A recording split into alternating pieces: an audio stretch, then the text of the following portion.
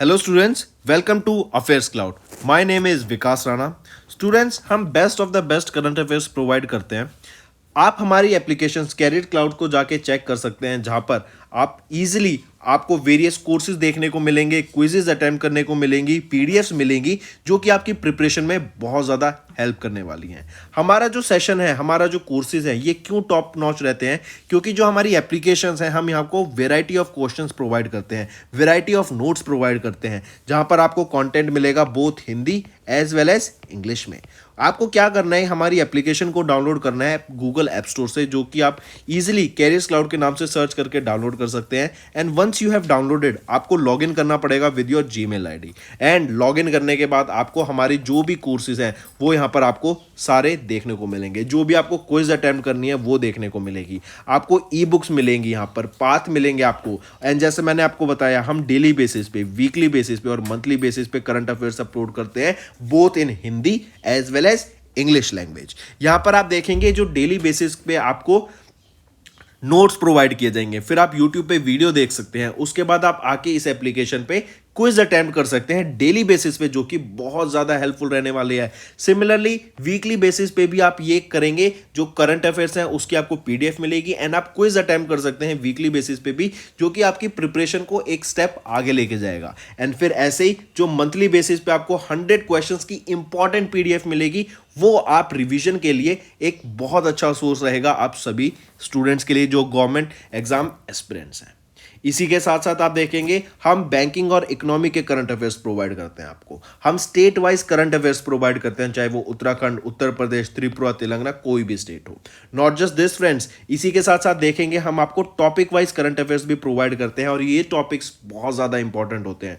Topics देखें तो जैसे important days, national affairs, international affairs, sports, defence, science and technology, apps and web portals, name the topic, और आपको उस topic के यहाँ पे करंट अफेयर्स देखने को मिलेंगे।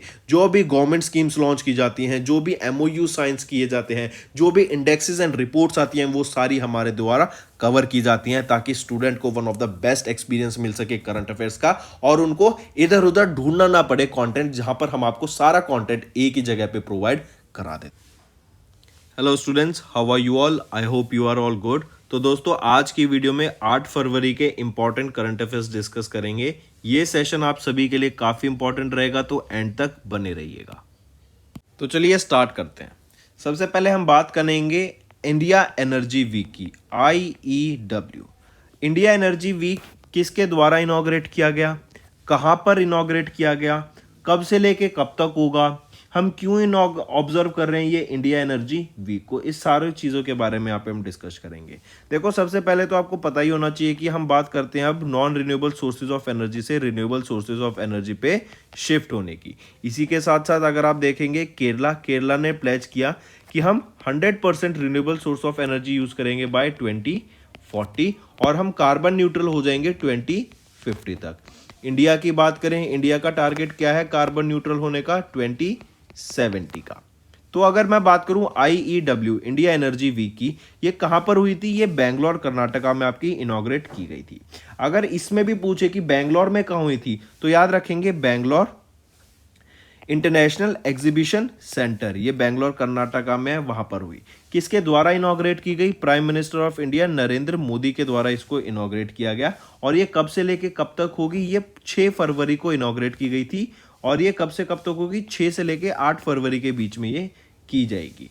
ठीक, फिर इसी के साथ साथ ये रखेंगे, ये इंडिया का फर्स्ट सिग्निफिकेंट ओकेशन रहेगा of India under G20। Alright, तो इसी के साथ साथ ये चीजें हो गई। फिर आपको याद रखना है, ये IEW 2023 was held under the ministry of petroleum and natural gas, और यहां पे जो ऑफिशियली इसको स्पॉन्सर किया गया था या ऑफिशियली सपोर्ट किया गया था by Federation of Indian Petroleum Industry के द्वारा। फिर यहीं पे हम बात करेंगे हाइड्रोजन फ्यूल की। हम जानते हैं ग्रीन हाइड्रोजन एक बहुत प्रॉमिसिंग फ्यूल है, जिसके बर्न करने में कार्बन एटमॉस्फेयर में रिलीज नहीं की जाती, और यहीं पे प्राइम मिनिस्टर नरेंद्र मोदी के द्वारा E20 क्या है? 20% एथेनॉल फ्यूल को यहां पे लॉन्च किया गया था। तो याद रखेंगे ये कहां पर हुआ? इंडियन एनर्जी वीक 2023 का बेंगलोर में। Next, how many members committee was setup to draft the Digital Competition Act. कितने मेंबर की कमेटी सेटअप की गई थी to draft the Digital Competition Act? तो ये रहेगी 16 मेंबर की कमेटी सेटअप की गई थी to draft the Digital Competition Act. अब जैसे क्या होता है कि डिजिटाइजेशन में जो आपकी ऑनलाइन होता है ना, यहाँ पे मोनोपोली बहुत ज़्यादा हो जाती है। अगर कोई एक कंपनी बहुत अच्छा काम कर रही होती है तो वो दूसरी कंपनी, अगर कोई दूसरा प्रोडक्ट लॉन्च किया जा रहा है, उसको कॉपी इजीली किया जा सकता है। फॉर एग्जांपल अगर हम बात करें गूगल की, तो गूगल हम जानते हैं गूगल के द्वारा ही एंड्रॉयड लाया गया है। और एंड्रॉयड में आप देखेंगे तो जब भी कोई भी स्मार्टफोन में आपकी एप्लीकेशंस आप देखते हैं तो प्री इंस्टॉल एप्लीकेशंस आती हैं, जैसे आपका क्रोम। तो ये क्या है, जिन लोगों को नहीं पता वो तो क्रोम यूज करते रहेंगे, वरना वो दूसरी एप्लीकेशन डाउनलोड करने का भी ऑप्शन नहीं मतलब सोचते नहीं है, कर सकते हैं, लेकिन लोग जनरली इसी एप्लीकेशन के साथ कैरी फॉरवर्ड हो जाते हैं। तो ऐसी मोनोपोली को ब्रेक करने के लिए और एक हेल्दी कंपटीशन को एस्टेब्लिश करने के लिए, किसी की मोनोपोली ना हो सके, इसके लिए ये लॉन्च किया गया था डिजिटल कंपटीशन एक्ट। और इसी के लिए एक 16 मेंबर की पैनल सेटअप किया गया है अभी रिसेंटली सेंटर के द्वारा। ठीक है, तो यहां पर क्या है, एक fair, transparent and contestable digital ecosystem होना चाहिए, और उसी को मेंटेन करने के लिए कि क्या वो हो रहा है या नहीं हो रहा, वैसा सब चल रहा है या नहीं चल रहा, हेल्दी कंपटीशन है या नहीं, इसी के लिए एक 16 मेंबर की कमेटी सेटअप की गई थी। ठीक है, चलिए नेक्स्ट पे आते हैं। एक चीज और, ये जो आपकी इंटर मिनिस्ट्रियल कमेटी है ना, ये किसके द्वारा हेड की जाएगी? 16 मेंबर की कमेटी मनोज गोविल जी के द्वारा इसको हेड किया जाएगा। नेक्स्ट, इंडिया का पहला mobility focused cluster to attract investment was launched by which government? ठीक है, इंडिया का पहला mobility focused cluster to attract investment ये लॉन्च किया गया था किसके द्वारा, किस गवर्नमेंट के द्वारा इसको लॉन्च किया गया था? तो चलो आप बताइए। ठीक है, देखो इसी में भी आपको याद रखना है, सबसे पहले हम बात करते हैं, आपका एक समिट हुई थी हैदराबाद ई मोबिलिटी वीक। हैदराबाद ई मोबिलिटी वीक, ये कब हुआ था? सबसे पहले तो ये देखते हैं, 5 से लेके 11 फरवरी के बीच में हुआ था हैदराबाद ई मोबिलिटी वीक।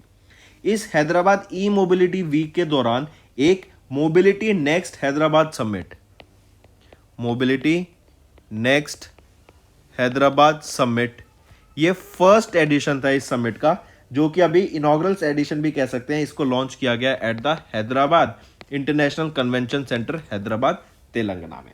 ठीक है, ये पार्ट रहेगा आपका हैदराबाद ई मोबिलिटी वीक का। और इसके दौरान ही, इस मोबिलिटी नेक्स्ट हैदराबाद समिट के दौरान ही टीएमवी को लॉन्च किया गया था, टीएमवी। और ये टीएमवी क्या है? Telangana mobility valley, Telangana mobility valley. ठीक है, और ये इंडिया का पहला मोबिलिटी फोकस्ड क्लस्टर रहेगा टीएमवी। ये क्या है? इंडिया का पहला मोबिलिटी फोकस्ड क्लस्टर। बेसिकली यहां पर क्या है, इन्वेस्टमेंट को अट्रैक्ट करने की बात की जा रही है, ताकि लोग इन्वेस्टमेंट करें तेलंगाना में, यहां पर इन्वेस्ट करें। और इसी के अंडर बात की गई, ऑलमोस्ट 50,000 करोड़ रुपीस के क्लोज इन्वेस्टमेंट रेज करने की बात की गई। और इस इन्वेस्टमेंट से मोर देन 4 लाख जॉब्स यहां पे जनरेट करने की बात की गई है आने वाले 5 सालों में। ठीक है, तो करेक्ट ऑप्शन बन जाता है, ये तेलंगाना में गवर्नमेंट ने इंडिया का पहला मोबिलिटी फोकस क्लस्टर लॉन्च किया है, टीएमवी, वो है तेलंगाना मोबिलिटी वैली। कहां लॉन्च किया गया? मोबिलिटी नेक्स्ट हैदराबाद समिट, जो कि फर्स्ट समिट था उसके दौरान, जो कि हैदराबाद ई मोबिलिटी वीक के दौरान ये इवेंट था, 5 से लेके 11 फरवरी के बीच में, जो आपका हैदराबाद ई मोबिलिटी वीक रहेगा। ऑलराइट, तो इसको याद रखेंगे। चलिए नेक्स्ट पे आते हैं। नेक्स्ट हम बात करते हैं यूरोपियन यूनियन एंड किस कंट्री के साथ मिलके, या फिर यूरोपियन यूनियन एंड कौन सी country they are working together to set up 3 working group under the trade and tech outside track. ठीक है, 3 वर्किंग ग्रुप, 3 वर्किंग ग्रुप की बात की जा रही है यहां पे। कौन कौन से 3 वर्किंग ग्रुप रहेंगे? एक तो रहेगा, पहला वर्किंग ग्रुप जो यहां पे बात की जा रही है वो है आपका working group on digital commerce and digital connectivity. दूसरा जो वर्किंग ग्रुप रहेगा वो रहेगा आपका क्लीन एंड ग्रीन एनर्जी पर। तीसरा जो वर्किंग ग्रुप रहेगा ये रहेगा आपका ट्रेड एंड इन्वेस्टमेंट से रिलेटेड। तो इन 3 वर्किंग ग्रुप को सेटअप करने की यहां पे बात की गई, ताकि ट्रेड को बढ़ाया जा सके, टेक्नोलॉजी को बढ़ाया जा सके, ग्रीन एनर्जी या फिर सस्टेनेबल डेवलपमेंट गोल्स पे बात की जा सके, और फाइनेंसेस को बेटर किया जा सके। तो इन चीज़ों के लिए यूरोपियन यूनियन ने किस कंट्री के साथ टाई अप किया, वो रहेगी इंडिया। ठीक है। अगर पूछा जाए इंटरनेशनल सोलर अलायंस के लिए, तो वो फ्रांस थी, जहां इंडिया और फ्रांस ने मिलकर 2015 में ये फ्रेमवर्क को लॉन्च किया गया था। और इंटरनेशनल सोलर अलायंस का हेडक्वार्टर कहां रहेगा, गुरुग्राम हरियाणा में। नेक्स्ट याद रखेंगे डीईए, डिपार्टमेंट ऑफ एक्सपेंडिचर, जो कि मिनिस्ट्री ऑफ फाइनेंस के अंडर आती है। इन्होंने मैंडेट कर दिया all the departments and public sector entities को to refund 95% of the performance और bid securities and liquidate damages of the MSME in government trade tenders for the last 2 years, जो कि हम कहें कोविड-19 के टाइम का पीरियड था, 19 फरवरी 2020 से लेके 31 मार्च 2022 तक। Next, which country became the first WTO member, जिन्होंने फॉर्मली एक्सेप्ट की हैं नई एग्रीमेंट्स ऑन फिशरीज सब्सिडीज। अब देखो, फिशिंग जब होती है, जब हम फिशिंग करते हैं तो उसमें क्या होता है, आप मछली पकड़ते हैं तो क्या होता है कि आप अनफेयर प्रैक्टिसेस भी यूज करते हैं। एक ही जगह पे अगर आप बहुत ज्यादा फिशिंग करेंगे तो उस एरिया में जो amount of that particular fish है वो कम हो जाती हैं। Even there is a high chance कि अगर आप हैवी फिशिंग कर लेंगे उस एरिया में, तो क्या पता वहां पर जो आपकी स्पीशीज मिलती हैं वो खत्म ही हो जाए, क्योंकि आपने बहुत ज्यादा एक्सेस में यहां पर स्पीशीज की फार्मिंग कर ली। तो इन चीजों को ध्यान में रखते हुए ही अभी नई एग्रीमेंट्स लॉन्च किए गए थे, गाइडलाइंस लाई गई थी, उसको फॉलो करने की यहाँ पे बात की जा रही है। ठीक है। और वो पहली कंट्री कौन सी बनी डब्ल्यूटीओ की जिन्होंने इनको एक्सेप्ट किया नई एग्रीमेंट्स को, गाइडलाइंस को, वो रहेगी स्विट्जरलैंड। ठीक है, काफी इंपॉर्टेंट है, इसको याद रखेंगे। फिर डब्ल्यूटीओ का एग्रीमेंट ऑन फिशरीज सब्सिडीज, ये जो अडॉप्ट की गई थी 17 जून 2022 को at the 12th ministerial conference, जो कि जिनेवा स्विट्जरलैंड में हुई थी। ये एक सिग्निफिकेंट स्टेप था कि हमारा जो ओशन की सस्टेनेबिलिटी है उसको मेंटेन करना, हार्मफुल इफेक्ट जो भी हम पॉल्यूट भी कर देते हैं, अपना कूड़ा कचरा सारा आप देखते हैं ओशंस में, रिवर बॉडीज में डाल देते हैं। रिवर बॉडीज में डालेंगे तो वो इवेंचुअली ओशन में ही जाके मिलता है। तो ये क्या हो रहा है, ये आपके जो कोरल रीफ्स हो गए, जो आपके आसपास की स्पीशीज हो गई, बीचेस के आसपास जो पानी में आप देखेंगे, इवन जो प्लास्टिक है वो पानी में वैसा का वैसा है। पिछले कई सालों से जो पहला प्लास्टिक बना था वो आज भी वैसा का ही वैसा है, क्योंकि ये नॉन बायोडिग्रेडेबल कंपाउंड रहेगा। तो इन्हीं चीजों को अवॉइड करने के लिए और एक बेटर सस्टेनेबल मेथड्स को अडॉप्ट करने के लिए ये एग्रीमेंट लॉन्च किया गया था। और 2/3 यहां पर आपके मेंबर्स के द्वारा ये एग्री किया गया था and that came into effect. और जो पहली कंट्री बनी है to formally accept the new agreements on fishery subsidies, वो रहेगा स्विट्जरलैंड हमारा।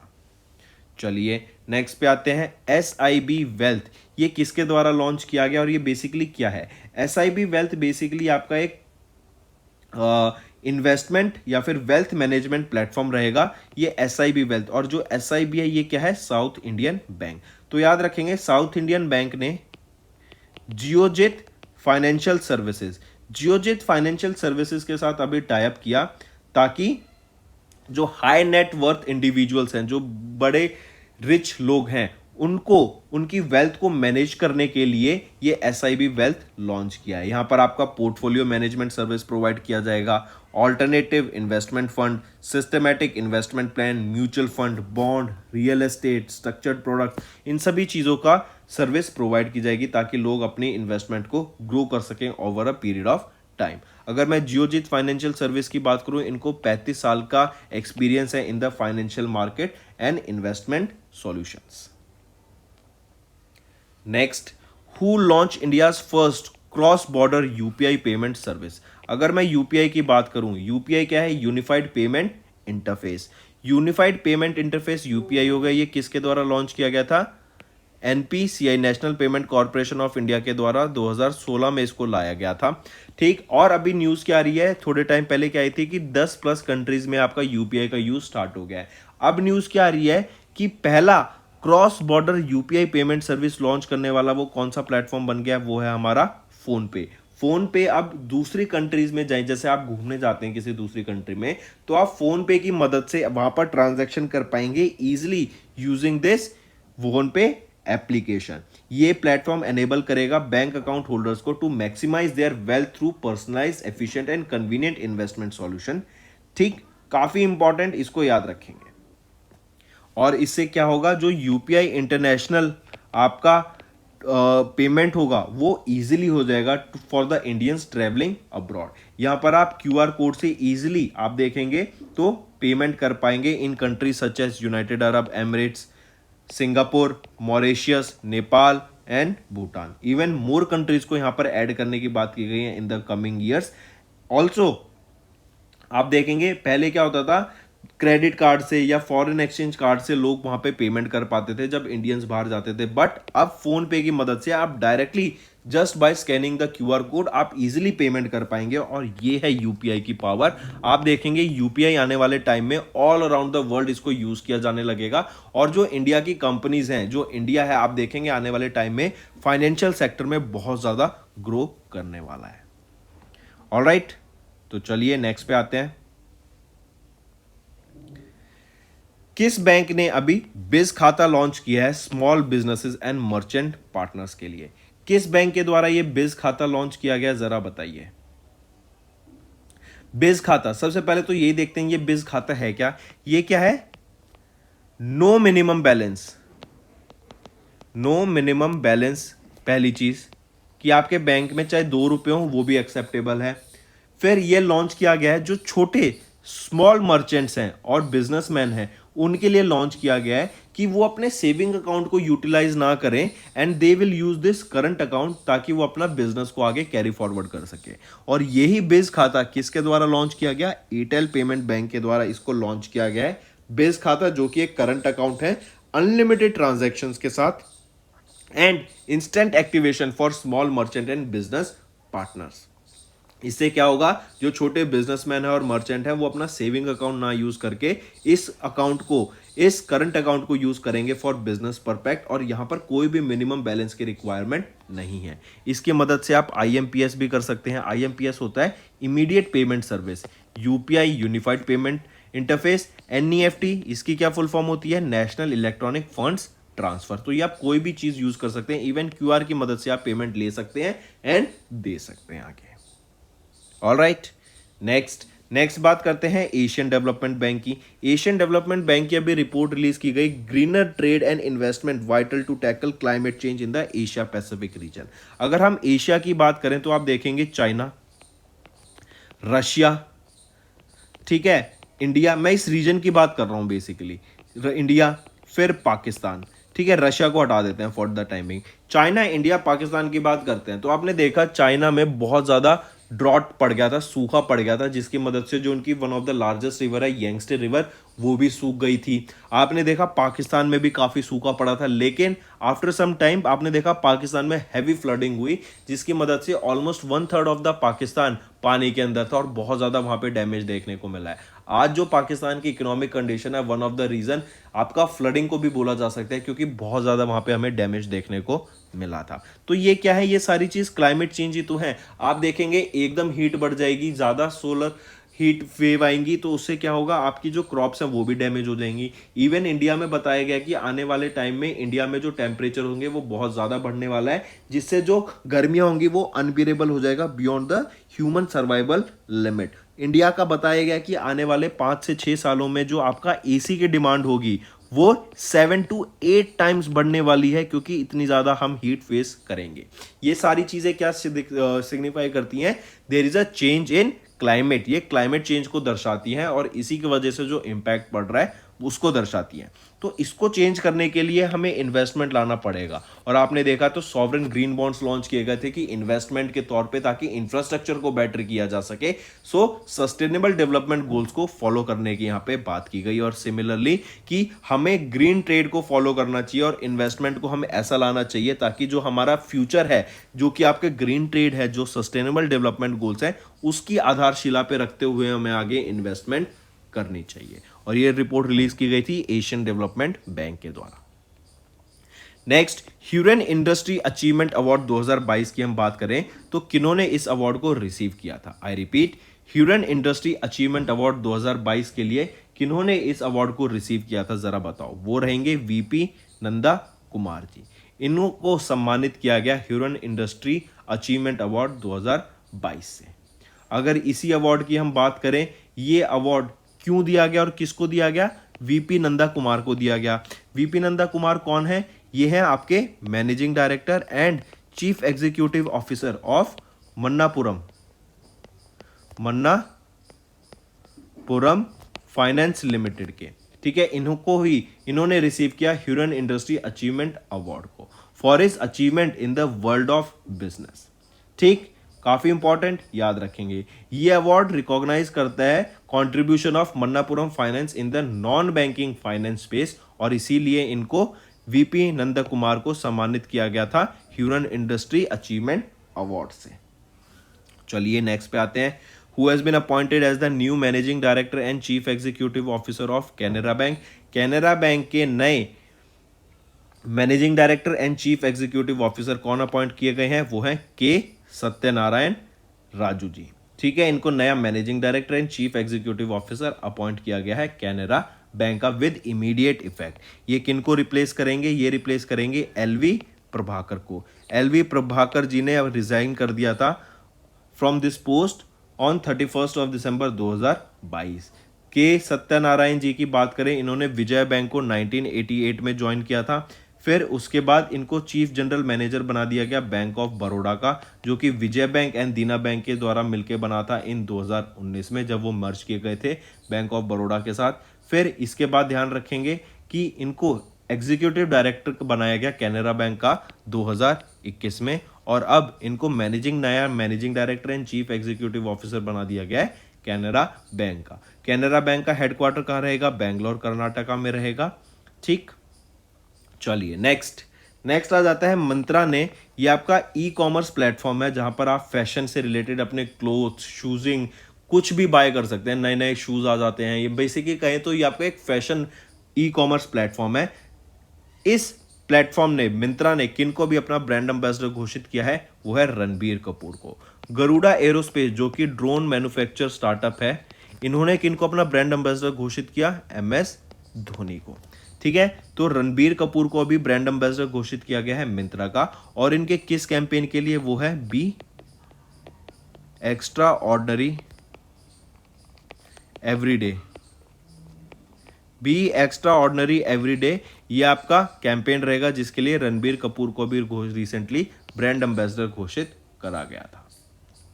नेक्स्ट, IIT मद्रास ने कभी MOU साइन किया to on application of the extended reality in human space flight programme. अब देखो, एक होता है वर्चुअल रियलिटी, एक होता है आर्टिफिशियल रियलिटी या ऑगमेंटेड रियलिटी, एंड XR होता है एक्सटेंडेड रियलिटी।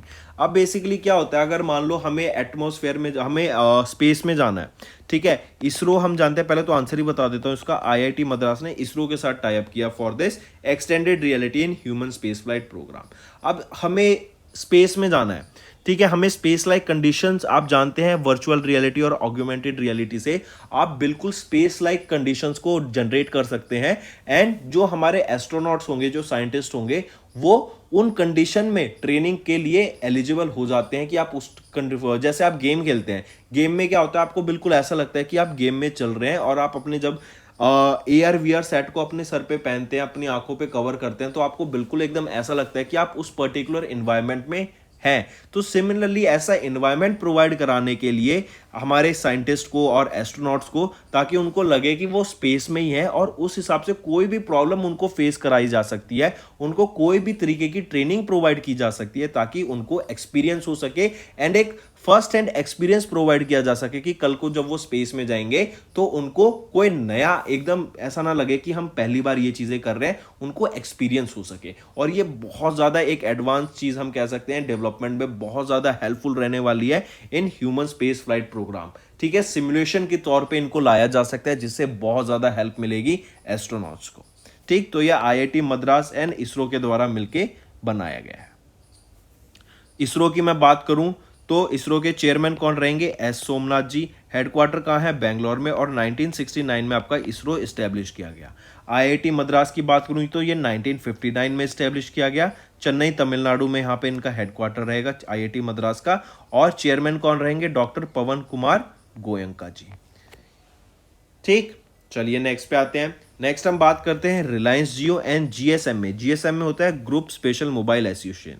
तो रिलायंस जियो और जीएसएमए ने अभी दोनों ने मिलके एक इनिशिएटिव लॉन्च किया कि हम वीमेन को ट्रेन करेंगे, जो कि रूरल वीमेन है, रूरल एरियाज में जो वीमेन है उनको ट्रेन करेंगे ताकि हम डिजिटल स्किल्स उनको प्रोवाइड करा सकें। तो बेसिकली क्या है, ये स्किलिंग के लिए, स्किल्स प्रोवाइड कराने के लिए एक इनिशिएटिव है। रिलायंस जियो और ग्रुप स्पेशल मोबाइल एसोसिएशन के द्वारा ये लॉन्च किया गया था। और एम क्या है यहाँ पर कि रूरल वीमेंस को, यहाँ पर जो लो इनकम एरियाज में जो मार्जिनलाइज ग्रुप है उनको इंटरनेट का यूज सिखाना, उनको डिजिटाइजेशन के जो डिजिटल स्किल्स हैं उसके बारे में अवेयरनेस कराना कि कैसे आप इंटरनेट को यूज करके इवन आप अपनी आमदनी कर सकते हैं, आप एंटरप्रेन्योर बन सकते हैं, अपना खुद का बिजनेस एस्टेब्लिश कर सकते हैं। नेक्स्ट हम बात करते हैं इंडियन नेवी का light combat aircraft and MiG-29। इन दोनों ने अभी टेक ऑफ और लैंडिंग करी फ्रॉम INS विक्रांत।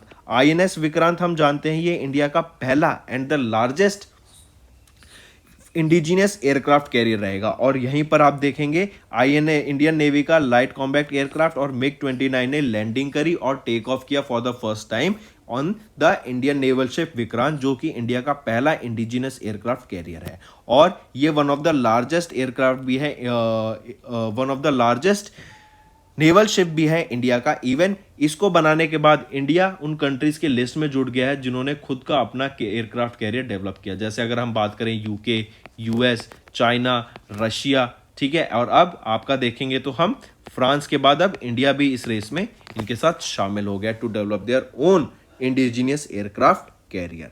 तो याद रखेंगे इंडियन नेवी का light combat aircraft and MiG-29 ने यहां पर लैंडिंग और टेक ऑफ किया from Indian naval ship Vikrant. Next, when do we observe safer internet day. Safer internet day कब ऑब्जर्व किया जाता है? यह आपका ऑब्जर्व किया जाता है on the second week of February के सेकेंड ट्यूसडे को, that is second Tuesday of second week of February. ठीक है, तो इस साल 2023 में अगर हम देखें तो ये कब था? 7 फरवरी को हमें देखने को मिला। और ये हमने 2023 में 20वां एडिशन ऑब्जर्व किया है सेफ और इंटरनेट डे का। अगर यहीं पे मैं बात करूं 19वां एडिशन 8 फरवरी को था 2022 में। और यहां पे 21वां एडिशन अगर मैं बात करूं तो ये होगा आपका 13 फरवरी को 2024 में। थीम याद रखेंगे, थीम है together for a better internet. Together for a better internet, ये आपकी थीम रहेगी सेफर इंटरनेट डे 2022 की। ठीक है, और यही आपका कैंपेन स्लोगन है सिंस 2019। पहली बार सेफर इंटरनेट डे कब ऑब्जर्व किया गया था? 2004 में पहली बार सेफर इंटरनेट डे ऑब्जर्व करा गया था। तो करेक्ट ऑप्शन यहां बनता है ऑप्शन ए। नेक्स्ट पे आ जाते हैं एरन फिंच। एरन फिंच किस कंट्री के लिए खेलते हैं? ऑस्ट्रेलिया के लिए खेलते हैं। क्या स्पोर्ट खेलते हैं? ये क्रिकेट खेलते हैं। और इन्होंने अभी रिसेंटली इंटरनेशनल क्रिकेट से रिटायरमेंट ले ली है। ये है एरन फिंच, आप इनको पिक्चर में देख सकते हैं। नेक्स्ट पे आ जाते हैं वर्ल्ड इंटरफेथ हार्मनी वीक। ये आपका 1 टू लेके 7 फरवरी के बीच में हम ऑब्जर्व किया जाता है। तो हम कह सकते हैं फर्स्ट वीक ऑफ फरवरी में हम ऑब्जर्व करते हैं वर्ल्ड इंटरफेथ हार्मनी वीक को। यहां पर आपकी जो मंत्रा रहेगा इसका रहेगा love of God, love of neighbour. ये आपका मंत्रा रहेगा for this world interfaith harmony week. इसका अगर मैं बात करूं ये पहली बार कब ऑब्जर्व किया गया था? 2011 में in the first week of February इसको ऑब्जर्व किया गया था। और इसको ऑब्जर्व करने का रेजोल्यूशन 2010 में पास किया गया था। ठीक है, तो काफी इंपॉर्टेंट है, इसको मार्क करेंगे। फिर नेक्स्ट पे आ जाते हैं। नेक्स्ट है आपका अभी तेलंगाना का बजट प्रेजेंट किया गया था फिस्कल ईयर 2024 के लिए, दैट इज फॉर 2023 टू 2024। और तेलंगाना के फाइनेंस मिनिस्टर हरीश राव जी के द्वारा ये tax free state budget present किया गया वर्थ 2.9 लाख करोड़ रुपए का। और यहां पर जो मेन फोकस रहेगा ना वो रहेगा आपका पंचायत एंड रूरल डेवलपमेंट के ऊपर। ठीक है, इंफ्रास्ट्रक्चर डेवलपमेंट के ऊपर, पब्लिक वेलफेयर के ऊपर यहां पर ये जो बजट लाया गया इस पे बात की जाएगी। तो बेसिकली हम कहें चाहे आपका रूरल एरियाज में, पंचायती एरियाज में, जो आपका गांव के साइड एरियाज है, यहां पर आपके इंफ्रास्ट्रक्चर पे डेवलपमेंट करने की यहां पे बात की गई इन दिस तेलंगाना बजट, जो कि कितने का था? 2.9 लाख करोड़ रुपए का टैक्स फ्री बजट यहां पे लॉन्च किया गया है। ऑलराइट फ्रेंड्स, तेलंगाना की कैपिटल हैदराबाद और हम जानते हैं T hub technology hub 2.0 launch किया गया ना तेलंगाना हब में, ताकि यहां पर स्टार्टअप इकोसिस्टम को बूस्ट किया जा सके। तो दोस्तों ये तो था हमारा सेशन। अब आ जाते हैं होमवर्क पर। पहला, विच institution conducted the G20 cyber security exercise and drill. Second, which union ministry implements the प्रधानमंत्री कौशल विकास योजना scheme. Third, what is the fixed interest rate of the महिला सम्मान बचत पात्रा। सो दोस्तों ये 3 आपके होमवर्क क्वेश्चन रहेंगे। आई होप आपको असाइनमेंट समझ आ गया है। All you have to do now is like this video and comment below and let us know what are your views on such session.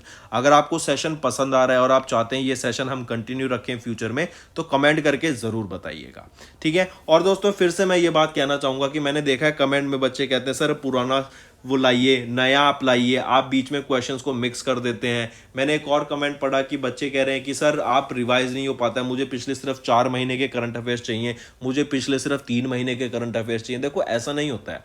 अगर आपका करंट अफेयर्स आ रहे हैं ना, तो आप ये मान के चलिए पिछले 6 से 1 साल के बीच के जो करंट अफेयर्स है ना, वो आपके एग्जाम में पूछे जाने के पूरे चांसेस होते हैं। कोई बड़ी बात नहीं है कि आपका कहीं पे ये नहीं लिखा होता कि पिछले 2 महीने के ही करंट अफेयर आएंगे या पिछले 3 महीने के ही करंट अफेयर आएंगे। रिवीजन बहुत इंपॉर्टेंट होती है। अगर आप गवर्नमेंट एग्जाम के लिए अपीयर कर रहे हैं तो आप ये समझिए आपको पूरी चीजें पता होनी चाहिए, सारी चीजें पता होनी चाहिए पिछले 1 से 1.5 साल की। मैं अपने पर्सनल एक्सपीरियंस से बता रहा हूं, पिछले 1 से 1.5 साल की आपको करंट अफेयर्स की चीजें पता होनी चाहिए ही चाहिए, अगर आपको अच्छे मार्क्स स्कोर करने हैं किसी भी गवर्नमेंट एग्जाम में इन करंट अफेयर्स सेक्शन। क्योंकि कई बार ऐसा होता है पिछले 1 से 1.5 साल पुराने भी आपसे करंट अफेयर्स का 1-2 क्वेश्चन आ जाता है, पूछ लेते हैं वो स्कीम क्या है, चाहे वो करंट अफेयर्स सेक्शन में ना हो, चाहे वो आपके जनरल अवेयरनेस में आ जाए, लेकिन उसके आने के पूरे चांसेस रहते हैं। इसलिए जो मैं रिवीजन कराता हूं ना फ्रेंड्स, वो इसीलिए कराता हूं कि कल को कोई भी क्वेश्चन अगर पुराना भी आ जाता है ना, उसकी आपकी प्रिपरेशन हो सके, उस क्वेश्चन को आप इजीली अटेम्प्ट कर पाए। और अगर आपको पढ़ाई नहीं होगा, आपकी रिवीजन ही नहीं कर रखी होगी, मान लो आपने पढ़ लिया एक बार लेकिन आपने उसको रिवाइज नहीं किया और क्वेश्चन आ जाए, तो वो आपको और ज्यादा गिल्ट होगा कि अरे पढ़ा था ये क्वेश्चन लेकिन याद नहीं। क्यों याद नहीं? क्योंकि रिवाइज नहीं किया, ठीक है। तुम रिवीजन करो, आप पढ़ाई पे फोकस करो, आप पूरी वीडियो देखो और आपको पूरी वीडियो में से जो जो चीजें नहीं आती ना, आप उसको नोट कर लो। चाहे आपको 10 बार कोई सेम चीज नोट करनी पड़ जाए, पर आप उसको नोट करो। जब आप उसको 10 बार नोट कर लोगे ना, तो आपके दिमाग में तो वो पहले ही बैठ जाएगी, अरे कि ये तो पढ़ चुके हैं हम, अरे ये तो सर ने करा रखा है, अरे ये विकास सर ने हमें क्लियर करा रखा है, ये पढ़ा रखा है। तो आप जब उसको नोट करोगे ना, तो आपको लिखने की भी प्रैक्टिस होगी। आप उसको बार बार लिखोगे तो आपकी हैबिट जनरेट होगी और आपके दिमाग में वो चीज बैठेगी, आपको याद होगी। इसलिए मैं बार बार आपको एक करंट अफेयर्स कुछ चीजें कराता हूं, ताकि जो इंपॉर्टेंट है वो आपके दिमाग में बैठ सके और आपको लर्न हो सके। सो फ्रेंड्स, आई होप आपको समझ आया। और आज की वीडियो में भी जो चीज बच्चों को लगे कि सर ये करा चुके हैं, उसको नोट मत करना, और लगे कि नहीं अरे ये तो मेरे को नहीं आता, बेशक सर ने पहले कराया लेकिन मेरे को ये नहीं पता था, उसको आज के करंट अफेयर्स में नोट करो, बिल्कुल करो। और आप देखो 10-15 दिन बाद डेली आप अगर ये प्रैक्टिस फॉलो करते हो ना, कि पूरी वीडियो में चाहे मैंने कुछ पहले करा रखा हो ना करा रखा हो, आपको जो वीडियो देखते वक्त जो चीज नहीं आती आप उसको नोट करेंगे, ठीक है। और फिर देखना आपकी प्रिपरेशन कितनी शानदार होती है। That's all for the day friends. Thank you and have a nice day. That's all for the day friends. ये हमारी वीडियो थी। आई होप आपको वीडियो पसंद आई होगी। इसी के साथ साथ फ्रेंड्स आप हमारे यूट्यूब चैनल को सब्सक्राइब कर सकते हैं, आप टेलीग्राम चैनल पे जाके हमें फॉलो कर सकते हैं। एंड इसी के साथ साथ अगर आपको कोई भी प्रॉब्लम आ रही है या तो पेमेंट में या हमारे कोर्सेज के साथ, तो आप हमें कांटेक्ट कर सकते हैं एट द नंबर 7677333862, या फिर आप हमारी मेल आईडी पे हमें मेल कर सकते हैं। And I will make sure कि आपकी जो प्रॉब्लम है उसको जल्दी से जल्दी सॉल्व किया जाए। इसी के साथ साथ आप हमारे इंस्टाग्राम हैंडल affairscloud_official को फॉलो कर सकते हैं। कोड और याद रखना, वो है विकास 10। अगर आपको 10% का एक्स्ट्रा डिस्काउंट चाहिए तो आप विकास 10 का कोड यूज कर सकते हैं, आपको क्रैक 10 के अलावा 10% का डिस्काउंट यहां पे मिलेगा। और इसी के साथ साथ अगर आपको कोई भी इश्यू आ रहा है हमारी एप्लीकेशन से रिलेटेड, वेबसाइट से रिलेटेड, या आपका कोर्स परचेज नहीं हो रहा, या आपका कोर्स परचेज हो गया, पैसे कट गए हैं, या कोई भी इश्यू आ रहा है, तो आप हमें कॉन्टैक्ट कर सकते हैं एट द नंबर 9677333862, या फिर आप मेल कर सकते हैं support@affairscloud.com पे। एंड आई मेक श्योर हमारा रिप्रेजेंटेटिव आपको जल्दी से जल्दी आपको रीच करेगा एंड आपकी प्रॉब्लम को सॉल्व करेगा।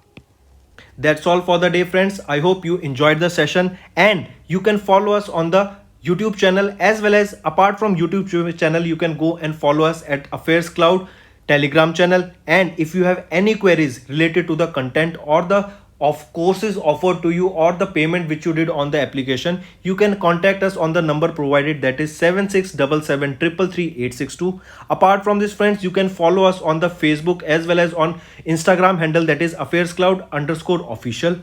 In the end friends, if you use a code that is Vikas10, you will be getting an additional extra 10% discount by using this code Vikas10. Also, if you have any problem regarding the course purchase, any problem regarding to our application, you can contact us on the mobile number, that is 9677333862. And if you want to mail us, you can also mail us on support@affairscloud.com, and I assure you that our representative from us will be contacting you soon and resolving your issue.